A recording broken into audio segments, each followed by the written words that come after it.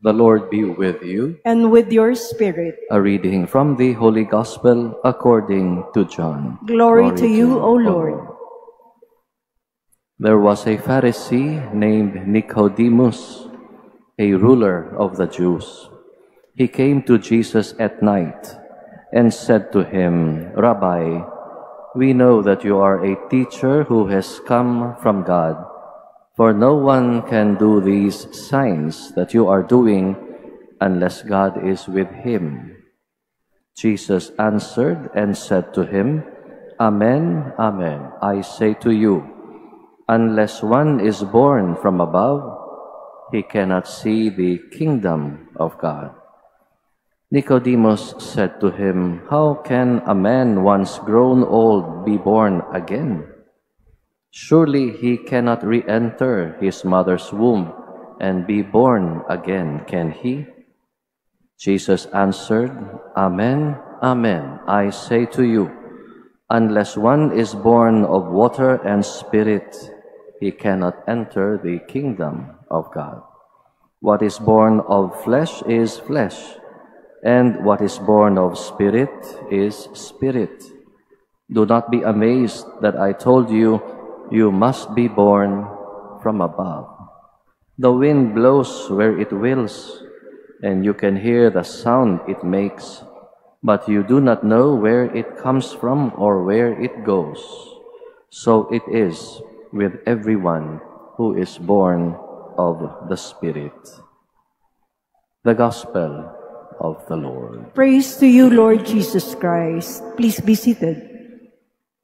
Maliban sa linggo, maliban sa mga public holidays, mapansin natin kung dadaan tayo sa Rojas Boulevard, ang haba ng pila ng mga Pinoy, kababayan po natin, nakapila sa labas ng US Embassy para sa ganoon ay makakuha ng US visa. Alam natin hindi ho madali kumuha ng US visa because the way to do that is to demonstrate before the visa officer that you intend to return to the Philippines. Babalik ka dito sa Pilipinas.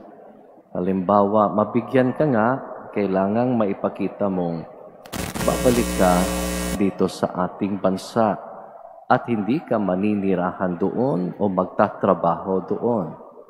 Maliban kung immigrant visa ang kukunin mo. Pero kung B1, B2, alam natin non-immigrant visa iyon, kailangang ipakita mo doon sa visa officer na meron ka talagang balak na bumalik dito sa bansa. Why do most of us, most Pinoys, want to migrate to the US? Bakit nga ba? It's because of perception. Perception that that country equates the good life, the big apple, where dreams are not only made but also fulfilled.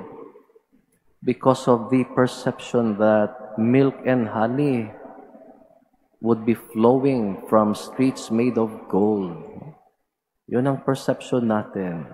At alam natin, mataas yung sahod doon. Ngunit, kayod ka ng kayod sa pagtatrabaho. What does it take to become a citizen of another country? What does it take to become a national of a certain country? Una, you are born into that country. In law, it's called ius soli, ang karapatan sa lupa, sa lupang sinilangan. Ika'y naisilang dito sa ating bansa ay ikaw talaga ay Pinoy. Your citizenship, your nationality will be Filipino. You may be born in another country, but your parents would be from a country of origin. Ang tawag po niyon, ius sanguinis. No?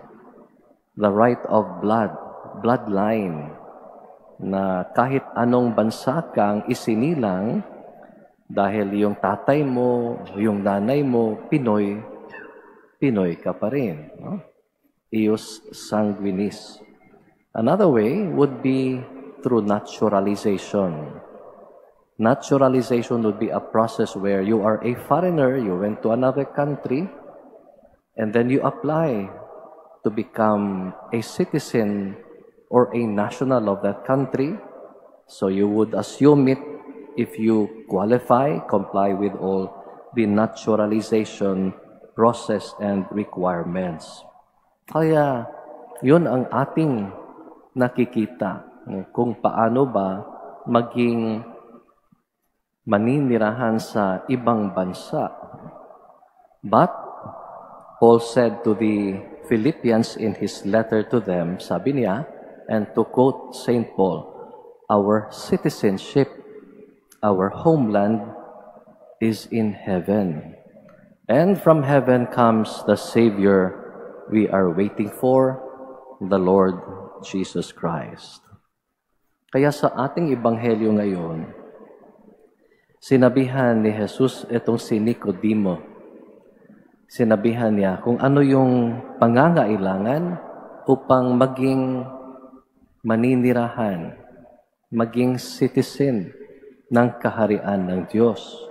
The basic requirement, Jesus would say, is that one must be born from above. Na ikaw ay isinilang mula sa itaas. Siyempre, hindi ho yun naunawaan ni Nicodemo. Kaya, ipinaliwanag ng ating Panginoon. Sabi niya, to be born from above means to be born of water and the Spirit. Now, Jesus here is referring to no other sacrament other than baptism. Maganda yung pagpapaliwanag ni San Agustin sa sinabi ng ating Panginoon.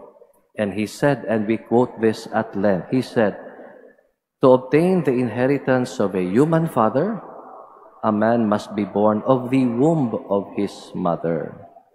To obtain the eternal inheritance of his heavenly Father, the man must be born of the womb of the Church, our spiritual mother. And since man consists of two parts, body and soul, the mode even of this latter birth is twofold. Water, the visible part cleansing the body, and the Spirit, by His invisible cooperation, changing, cleansing the invisible soul. End of quote. Tubig upang linisin ang katawan ng tao at yung banal na espiritu upang linisin at baguhin yung kanyang dakong loob, yung kaluluwa ng tao. Napakalinaw yung pagpapaliwanag ni San Agustin. There are Bible fundamentalists. Now they call themselves born-again Christians. They have another way of interpreting it. To be born again or to be born from above. It is not what they think it is. To be born again does not mean to be slain by the Spirit, where participants speak in tongues and fall backwards when gently pushed. Ano ang ating baunin mula sa Ebanghelyong ito? We say, having been born from above by baptism, we Catholics must humbly ask the Holy Spirit to unleash a personal Pentecost in our lives so that we can become truly law-abiding and God-fearing dual citizens of this earth and of God's kingdom.